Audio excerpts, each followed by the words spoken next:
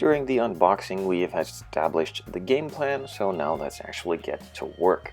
First of all, I'm just going to mark all of the mold lines on the body which I want to remove, as they are not supposed to be there and left behind from the two mold halves shutting together and a bit of plastic squeezing through.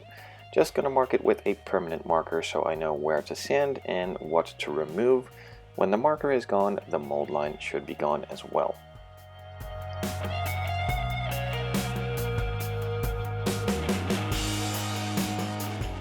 Now that I know where the mold lines are and have marked them off with some black marker, I know where to sand, of course. So I take out my 600 grit Tamiya sanding sponge. Now if you don't have these sanding sponges, you could also just use some regular 600 grit sandpaper. I'm going to sand all the mold lines off and also sand the rest of the body with the same 600 grit sandpaper, so that the primer has something nice to stick to and it's nicely scuffed up and all the imperfections that might have been there are all smoothed out.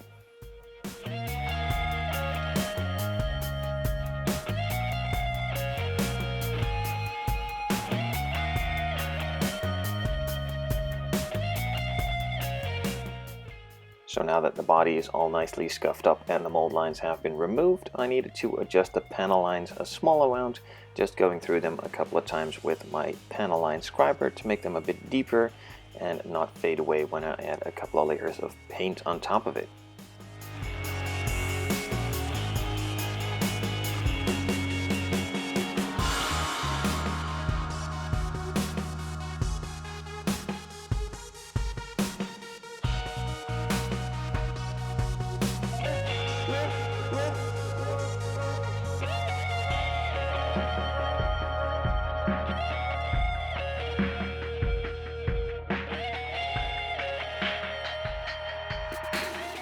As many of you know, these Mini Coopers, or at least the modern versions, have a black plastic edge around the wheel arches, and they are there on this kit as well, but they are not really that clear. There's not really a panel line around them, they just fade out into the rest of the body with a bit of an edge. So I had to scribe my own panel line to make it easier for myself to later on paint them and mask them off before applying the black, of course, after I have clear coated it all. So with that all said and done, the body has been scuffed up, all the mold lines have been removed, and the panel lines have been improved. So let's move on to the first stage in the paint, and that is adding the primer. Before adding the primer, of course, I cleaned up the body, removed all the dust, and before applying the primer in the booth, I'm just going to go over it with some air and remove any of the remaining loose dust and go for my first light coat, starting with those hard to reach, easy to forget spots, and then moving on to the rest of the body.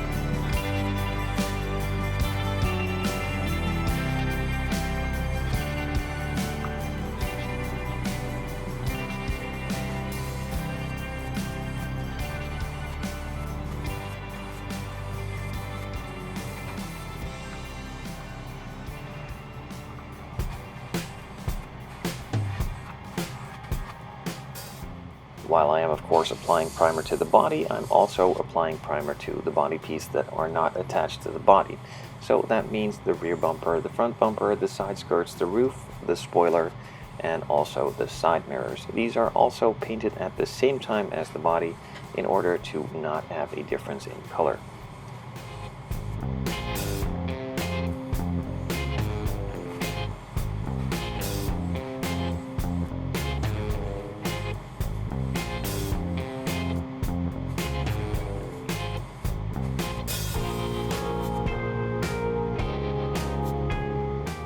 I applied a first light coat of primer to all those pieces, let them sit for 5 minutes to dry off, and moved on to applying the second coat of primer. After that, I again let it sit for another 5 minutes and applied the third and final coat of primer. I just left out that footage as it's not really anything to be seen in a difference of coverage.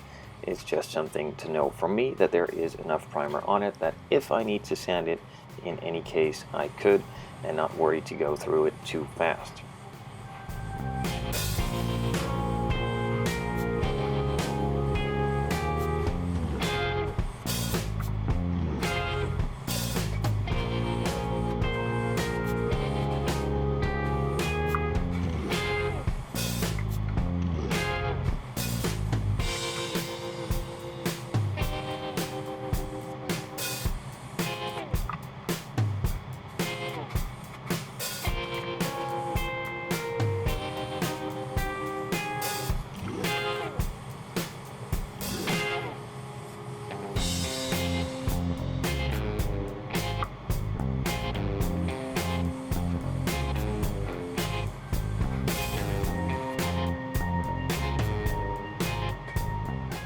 So as mentioned, that third coat of primer was applied as well, and after that I let it sit for about 60 minutes to dry off, see if there were any imperfections, and if there were, I could just sand them out with some 2000 grit sandpaper.